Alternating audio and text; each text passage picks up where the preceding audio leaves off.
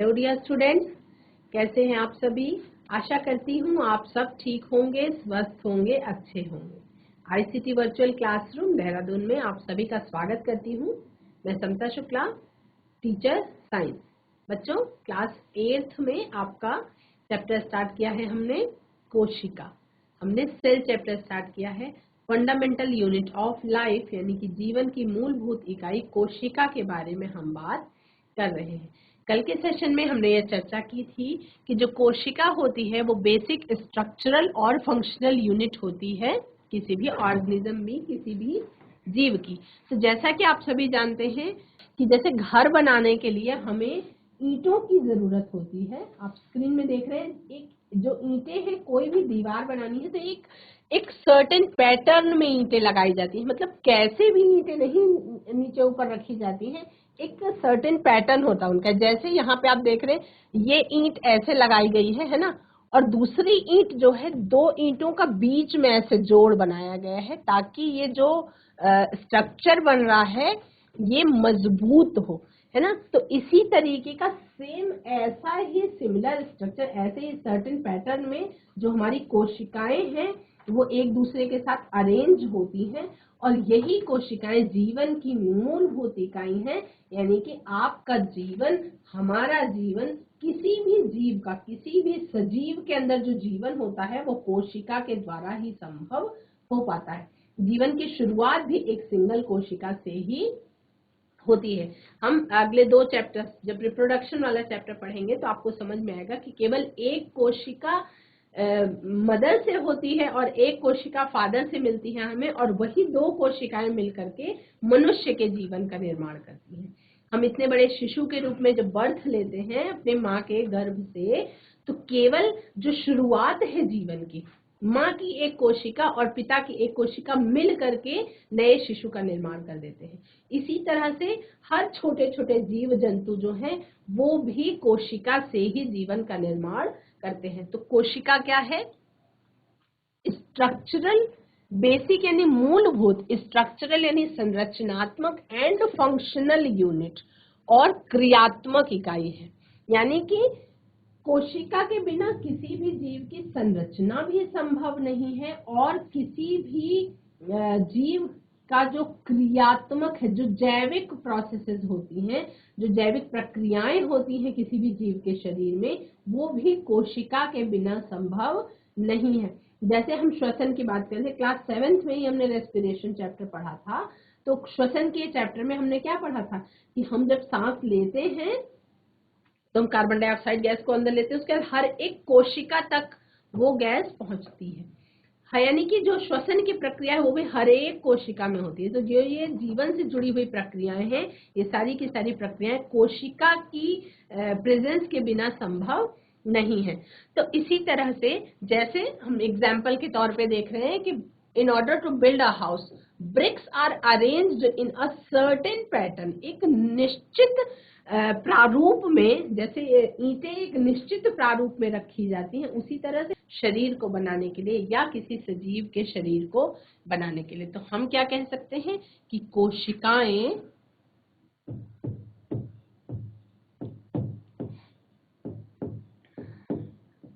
कोशिकाएं सजीव का संरचनात्मक आधार है।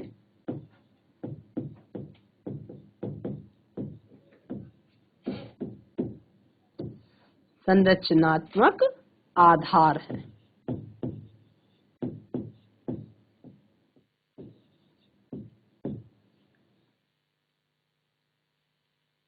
क्लियर है? तो अब हम आगे बढ़ेंगे। हम कोशिका की खोज के बारे में जानेंगे कि एक्चुअल में कोशिका की खोज किसने की थी। बहुत पहले समय की बात है कि एक वैज्ञानिक थे जिनका नाम था रॉबर्ट हुक। क्या नाम था? Robert Hooke. The discovery of cells was first made by Robert Hooke. Robert Hooke नाम के वैज्ञानिक ने सेल की खोज की थी जब वो अपना एक सूक्ष्मदर्शी बनाने का प्रयास कर रहे थे, उसको चेक कर रहे थे। तो वो एक्चुअल में क्या प्रयोग कर रहे थे? वो एक सूक्ष्मदर्शी का प्रयोग कर रहे थे। तो उन्होंने अपने सूक्ष्मदर्शी की पावर को चेक करने के लिए उसके नीचे जो पेड़ की छाल से कॉर्क निकलता है, कॉर्क की एक पतली सी स्लाइस को अपने ही सूक्ष्मदर्शी के नीचे देखा तो उन्हें कुछ इस तरीके के छोटे छोटे बॉक्सेस लाइक स्ट्रक्चर दिखाई पड़ा, जो दिखने में मधुमक्खी के समान जैसी संरचना दिखाई पड़ी थी, और ये एक सैटन पैटर्न में अरेंज्ड थे। ये जो इसका जो अरेंजमेंट था, ये एक निश्चित प्रारूप पे अरेंज थे। तो उन्होंने इन संरचनाओं को सेल नाम दिया। सेल का मतलब ही होता है स्मॉल कंपार्टमेंट या छोटा कमरा। सेल का मीनिंग ही, सेल शब्द जो है ये आपका लैटिन वर्ड है और इसका मतलब ही होता है स्मॉल कंपार्टमेंट या छोटा कमरा। सेल का मतलब क्या होता है? छोटा कमरा या स्मॉल कंपार्टमेंट। तो 1665 में रॉबर्ट हुक ने ये चीज खोजी और इन्होंने ही पहली बार इस शब्द का नाम दिया। इन्होंने पहली बार ये शब्द इस्तेमाल किया। इन्होंने इन स्ट्रक्चर्स को कोशिका नाम दिया, मतलब इन्होंने सेल नाम दिया, हम उसे हिंदी में कोशिका कहते हैं। हुक ने क्या देखा कि कॉर्क स्लाइस के अंदर इस तरीके के छोटे छोटे स्ट्रक्चर्स दिखाई पड़े थे, छोटे छोटे हनीकॉम्ब, मधुमक्खी के छत्ते की जैसी उनको संरचना दिखाई पड़ी थी। हर एक छोटे छोटे कंपार्टमेंट उन्होंने देखा कि बीच में दिखाई तो उन्हें ऐसा स्ट्रक्चर पड़ा। इन्होंने इस स्मॉल कंपार्टमेंट्स को सेल नाम दे दिया।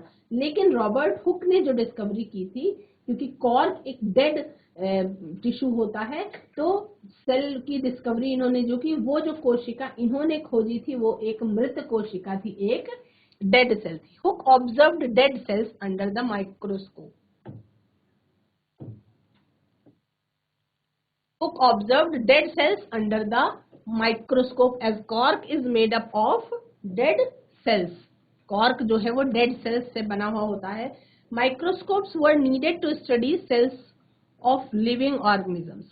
अब क्योंकि डेड सेल की खोज तो वो बहुत ही स्टार्टिंग का माइक्रोस्कोप था, सूक्ष्मदर्शी था, जो बहुत हल्का, उसकी पावर बहुत कम थी।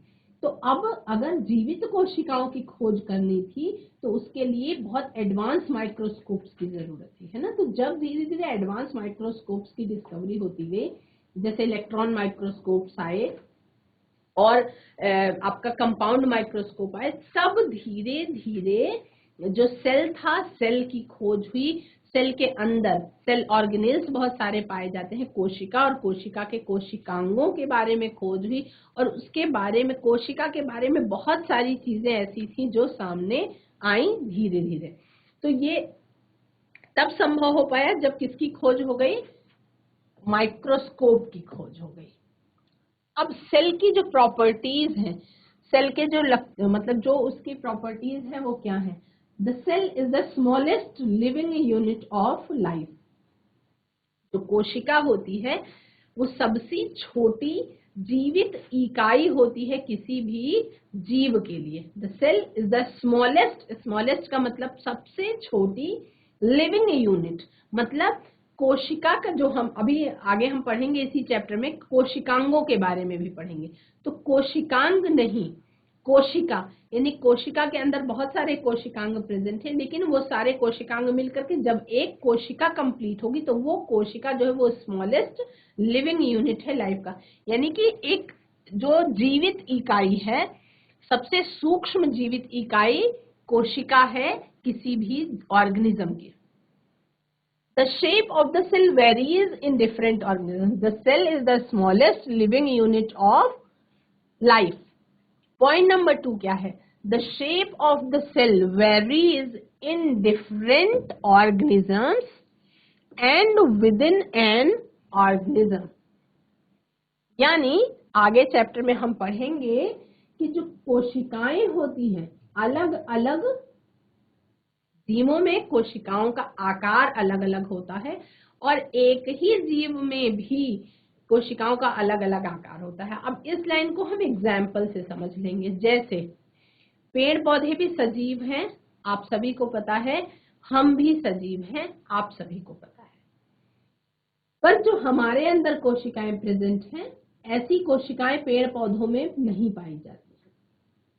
जो कोशिकाएं हमारे अंदर पाई जाती हैं वो जंतु कोशिका कहलाती है। जो पेड़ पौधों के अंदर पाई जाती है वो पादप कोशिका या प्लांट सेल कहलाती है। पहला पॉइंट। दूसरा पॉइंट, जो पौधों के अंदर अलग अलग कोशिकाएं हैं वो आकार में भी अलग अलग होती है। किसके आधार पर? उनके द्वारा किए जाने वाले कार्यों के आधार पे, उनके द्वारा जो काम किए जाते हैं उसके आधार पर वो अलग अलग आकार की होती है। हमारा शरीर भी बहुत सारी बहुसंख्य असंख्य कोशिकाओं से मिलकर के बना हुआ है। तो हमारे शरीर में, जैसे हमारे शरीर में मसल्स है ना, मांसपेशियां हैं, वो अलग कोशिकाओं की बनती हैं। हमारे शरीर में एक हार्ट है, हमारा दिल जो है वो निरंतर जो धड़कता रहता है जन्म से लेकर के मृत्यु तक, वो भी एक स्पेशल टाइप की कोशिकाओं से मिल करके बना हुआ है ना। उसके बारे में हम बाद में बात करेंगे कि किस तरह से हमारी संरचना बनती है, कैसे हमारा शरीर बन जाता है। लेकिन सबसे शुरुआत जो जीवन की होती है वो किससे होती है? कोशिका से। और कोशिका, इस लाइन का मतलब ये है कि अलग अलग ऑर्गेनिज्म में अलग अलग आकार होता है कोशिकाओं का। और जैसे प्लांट्स हैं, प्लांट्स में अलग प्रकार की कोशिकाएं पाई जाती हैं, मनुष्यों में अलग प्रकार की कोशिकाएं पाई जाती हैं। गाय, भैंस, बिल्ली, ऊंट, शेर, जितना भी आप लिविंग ऑर्गेनिज्म के बारे में जानते हैं, जितने भी सजीवों के बारे में आप सोच सकते हैं, हर किसी के अंदर कोशिका जो है अलग अलग प्रकार की होती है। और कोशिका का आकार भी जो है वो विभिन्न होता है। तो हम ये कह सकते हैं कि जैसे संसार में जीवों में बहुत सारी विविधता है, जैसे इस संसार में बहुत अलग अलग प्रकार के जीव पाए जाते हैं, उसी तरह से कोशिकाओं के संसार में भी बहुत विभिन्न प्रकार की कोशिकाएं पाई जाती हैं। यानी कोशिकाओं के शेप में, साइज में भी और प्रकार में भी डिफरेंस होता है, वैरायटी पाई जाती है। यानी कोशिकाओं में भी विविधता बहुत बड़े पैमाने पर पाई जाती है। Size of the cells also differs, यानी कि कोशिकाओं का आकार भी अलग अलग होता है।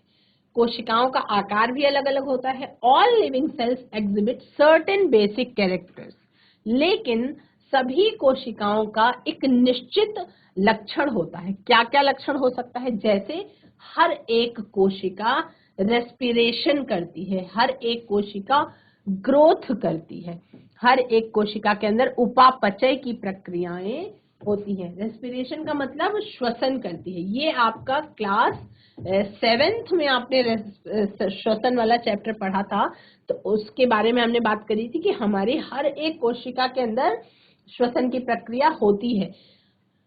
ग्रोथ यानी कि हर एक कोशिका क्या करती है? वृद्धि करती है। हर एक कोशिका में उपापचय की प्रक्रियाएं होती रहती है निरंतर, है ना। तो ये कोशिकाओं के कुछ सर्टेन कैरेक्टर्स हैं जो हर एक कोशिका में होता है।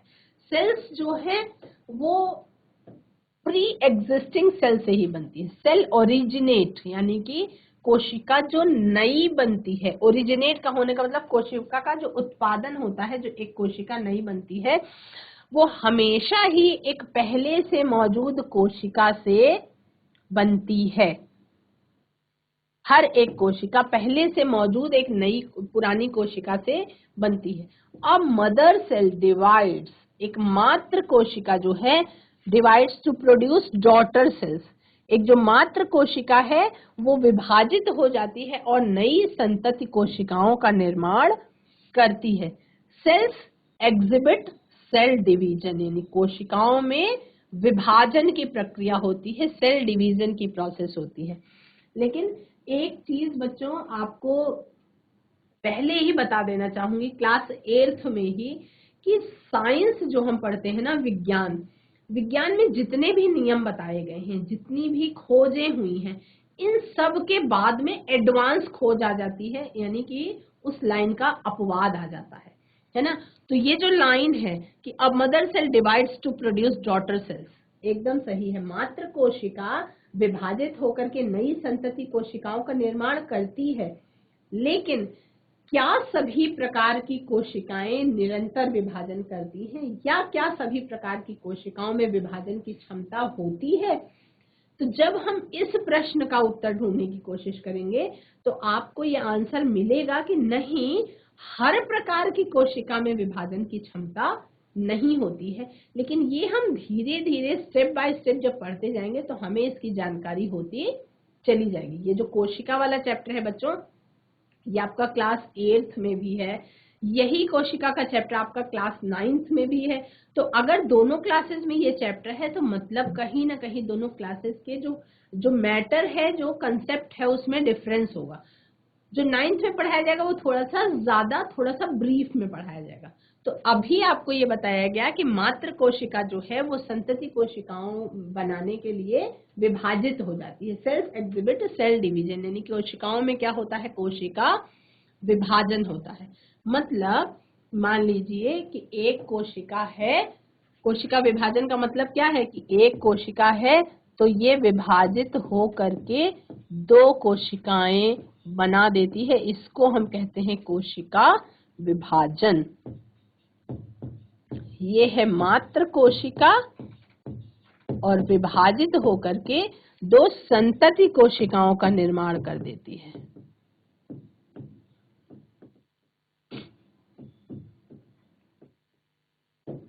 यानी इसमें क्या हो रहा है, कोशिका में कोशिका विभाजन होता है।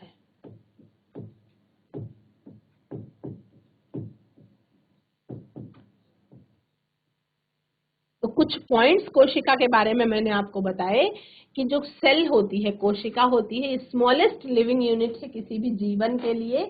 Shape of the cell varies in different organisms, यानी कि कोशिकाओं का आकार अलग अलग जीवों में अलग अलग होता है, या एक ही जीव में विद इन एन ऑर्गेनिज्म का मतलब है जैसे हमारे शरीर में ही अलग अलग अंगों को बनाने के लिए अलग अलग प्रकार की कोशिकाओं का यूज हुआ है, और वो कोशिकाएं उनके कार्य के आधार पर डिवाइड होती हैं। हमारी हार्ट के लिए जो कोशिकाओं का यूज हुआ है वो कोशिकाएं हमारे पेट बनाने के लिए इस्तेमाल नहीं हुई हैं।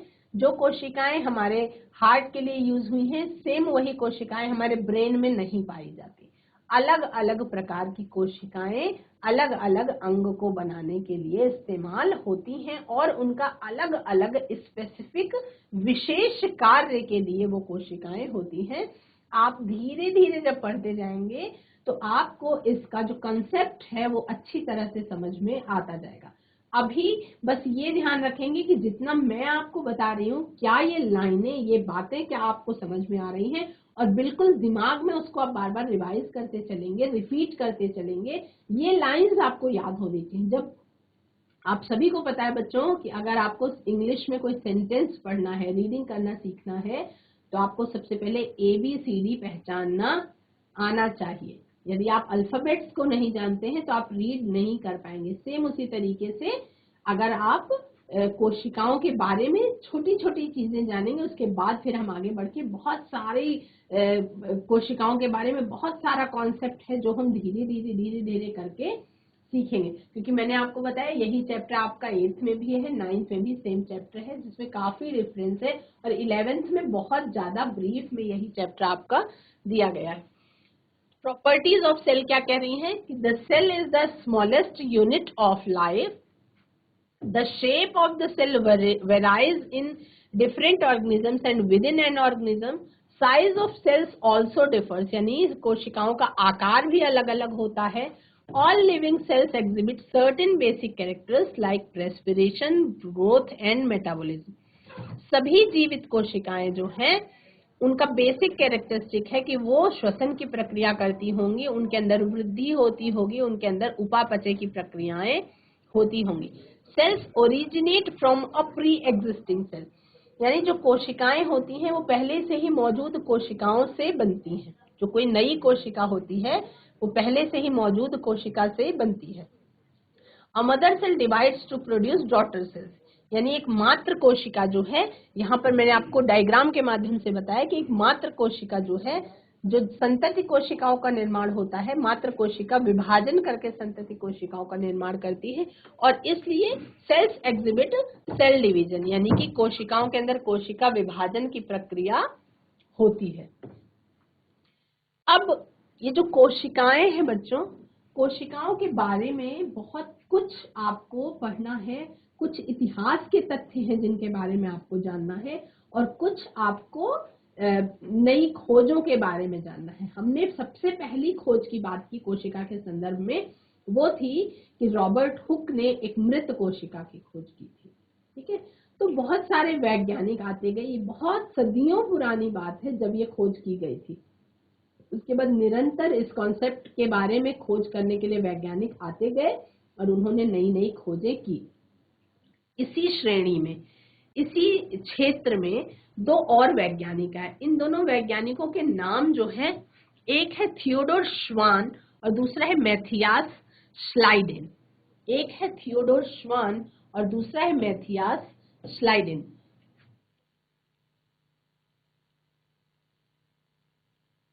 थियोडोर श्वान जो थे, इनका जन्म 1810 में हुआ था, 1882 तक ये थे, और 1804 से 1881 तक मैथियास श्लाइडेन थे। अब ये जो दोनों वैज्ञानिक हैं बच्चों, ये दोनों वैज्ञानिकों के आप चित्र नहीं पहचान सकते। मैं तो ये कह सकती हूँ कि आप वैज्ञानिकों के चित्र ज्यादातर नहीं पहचान सकते। सारे के सारे वैज्ञानिक दिखने में एक जैसे ही लगते हैं, या कोई हमारे रिश्तेदार तो है नहीं कि हम उनकी शक्ल याद रख सकते हैं। ये चीज मैं आपकी जगह पे खड़ी होकर बोल रही हूँ कि आप वैज्ञानिकों के नाम तो याद कर सकते हैं, पर आप वैज्ञानिकों की शक्लें नहीं याद कर सकते। लेकिन एक दो बार देखें तो हो सकता है आपके स्मृति में कहीं ये सेट हो जाए कि हाँ ये वैज्ञानिक। जैसे रॉबर्ट हुक का डायग्राम बहुत सारे बच्चों को याद है, बार बार टीचर के द्वारा दिखाया जाता है। रॉबर्ट हुक का चित्र सभी बच्चों को याद हो जाता है। 1838 में ये एक कहानी है बच्चों कोशिका की, जिसके बारे में हम जब पहले पूरा जान लेंगे तब हम कोशिका के बारे में जो मेन चीज है वो पढ़ेंगे इस चैप्टर में। 1838 में यानी सन 1838 में एक जर्मन वैज्ञानिक थे, मैथियास श्लाइडेन नाम था। ये जर्मन बोटेनिस्ट थे, यानी ये प्लांट्स पे काम कर रहे थे। तो उन्होंने क्या लाइन बोली, उन्होंने अपनी खोज के माध्यम से बताया कि all plant tissues are made up of cells, यानी कि जितनी भी पादप ऊतक हैं, जितने भी प्लांट टिश्यूज हैं, ये सभी के सभी कोशिकाओं से मिलकर के बने हुए हैं। उन्होंने क्या ऐसा बताया था? रॉबर्ट हुक की खोज से प्रेरित होकर के उन्होंने जब एक्सपेरिमेंट किए तो उन्होंने एक निष्कर्ष निकाला और उन्होंने कहा कि सभी प्लांट सेल्स, सभी प्लांट टिश्यूज, सभी पौधों में जितने ऊतक पाए जाते हैं, सभी प्लांट टिश्यूज जो हैं वो कोशिकाओं से मिलकर के बने हुए हैं। इसलिए cells are the fundamental units of all plants, यानी कि इसीलिए जो कोशिकाएं हैं वही किसी भी पौधे की फंडामेंटल यूनिट है, यानी कि मूलभूत इकाई है। किसी भी प्लांट टिश्यू की मूलभूत इकाई जो है वो कौन है? कोशिका ही है। Cells are the fundamental units of all plants. लेकिन ये लाइन इन्होंने केवल पौधों के संदर्भ में बोली। फिर उसके अगले ही साल 1839 में मैथियास श्लाइडेन ने क्या करा? मैथियास श्लाइडेन ने ये देखा था कि फंडामेंटल यूनिट सभी पौधों का कौन है? कोशिकाएं हैं। थियोडोर श्वान ने, जो कि जर्मन साइंटिस्ट थे, उन्होंने डिस्कवर किया कि all animal tissues are made up of cells, यानी सभी जंतु कोशिकाएं जो हैं वो किससे मिलकर के बनी हुई हैं? वो कोशिकाओं से मिलकर के बनी हुई हैं। सभी जंतु ऊतक जो है वो कोशिकाओं से मिलकर के बने हुए हैं। ये किसने बोला? ये बोला आपका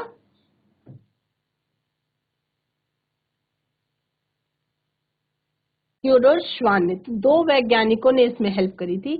एक वैज्ञानिक ने ये निष्कर्ष निकाला कि सभी प्लांट टिश्यूज जो हैं वो सेल्स से मिलकर के बने हुए हैं। सभी पौधों में जो ऊतक होते हैं, सभी के सभी पौधे जो हैं वो कोशिकाओं से ही बने हैं।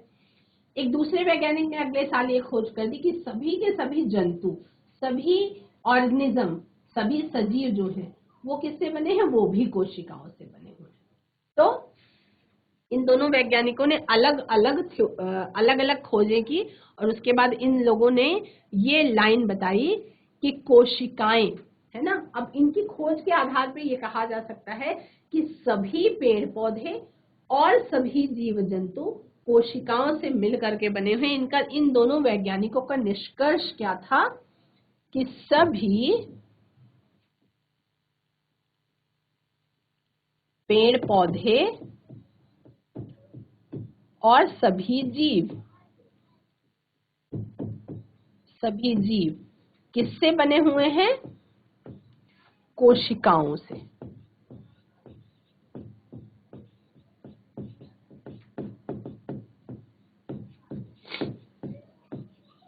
कोशिकाओं से बने हैं, इतनी खोज की इन दोनों वैज्ञानिकों ने।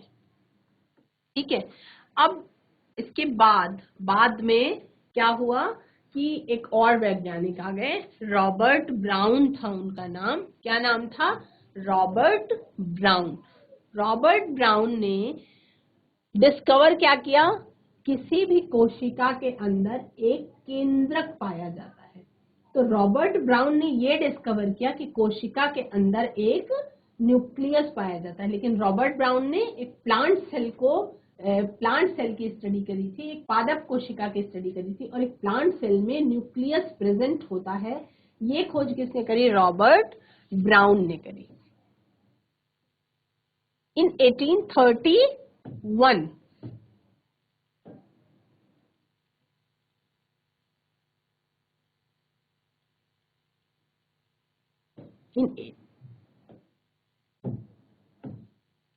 1831 Robert Brown discovered the presence of nucleus in the center of a plant cell। यानी कि रॉबर्ट ब्राउन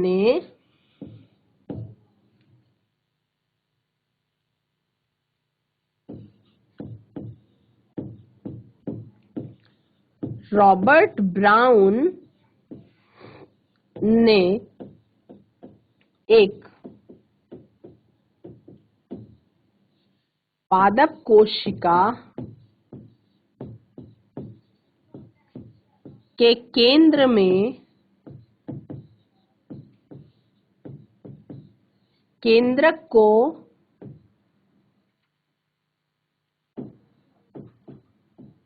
देखा। तो केंद्रक की खोज का श्रेय किसे जाता है? सबसे पहले रॉबर्ट ब्राउन ने केंद्रक को देखा था। अब दो नाम आपके सामने आ चुके हैं, एक है रॉबर्ट हुक और दूसरा है रॉबर्ट ब्राउन, है ना। रॉबर्ट हुक ने कोशिका की खोज की थी और रॉबर्ट ब्राउन ने केंद्रक की खोज की थी। रॉबर्ट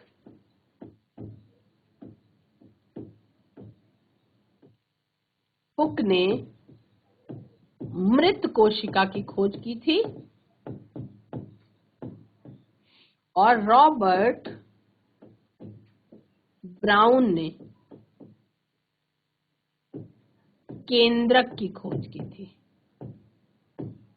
जो पौधों में था,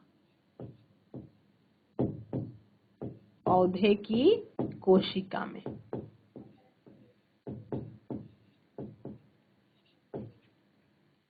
लेकिन ये जो सारी खोज हुई बच्चों, इन सारी खोज के पीछे अगर हम मुख्य श्रेय दें तो वो किसे जाता है? अगर हमारे पास एक माइक्रोस्कोप नहीं होता, एक सूक्ष्मदर्शी नहीं होता, तो क्योंकि जो कोशिकाएं हैं वो कोशिकाएं ही बहुत छोटी होती हैं जिन्हें हम अपनी आंखों से नहीं देख सकते हैं। तो कोशिकाएं जब इतनी छोटी हैं कि हम उनको अपनी आंखों से नहीं देख सकते हैं, तो बिना सूक्ष्मदर्शी के कोशिकाओं की खोज संभव नहीं थी। तो सारे का सारा श्रेय जो है सबसे पहले जाता है माइक्रोस्कोप की खोज को। लेकिन आपको जानकारी के लिए बता दूं, जैसे आप सभी एग खाते हैं, है ना, अंडा खाते हैं, तो जो मुर्गी का अंडा होता है, कुछ कुछ कोशिकाएं होती हैं जो साइज में बड़ी होती है। मैंने आपको बताया था ना कि कोशिकाएं आकार में विभिन्न प्रकार की होती हैं। तो कुछ कोशिकाएं जो होती हैं साइज में बहुत बड़ी होती है। जैसे हम मुर्गी का अंडा खाते हैं, वो पूरा का पूरा एक कोशिका है, एकल कोशिका ही है वो मुर्गी का अंडा। ठीक है। तो ये हम किसके बारे में जानेंगे? इन दोनों वैज्ञानिक जो थे, मैथियास लाइडेन और थियोडोर श्वान, इन्होंने मिलकर के बच्चों कोशिका सिद्धांत दिया। सेल थ्योरी क्या कहती है कि इसको कहानी के तौर पे ही समझ लेंगे कि प्लांट्स और एनिमल्स जो हैं वो कोशिकाओं से मिलकर के बने हुए हैं और बेसिक यूनिट ऑफ लाइफ है। ये लाइन किसने दी थी? थियोडोर श्वान ने और मैथियास श्लाइडर ने। आज की क्लास में क्योंकि सेशन का टाइम हो गया है तो क्लास को यहीं खत्म करना पड़ेगा। अगली क्लास में हम थोड़ा सा कोशिका सिद्धांत को आगे रुडोल्फ वर्शो ने बढ़ाया था उसके बारे में बात करेंगे और माइक्रोस्कोप के बारे में समझेंगे। आज की क्लास में इतना ही। That's all for today. Have a nice day. Take care.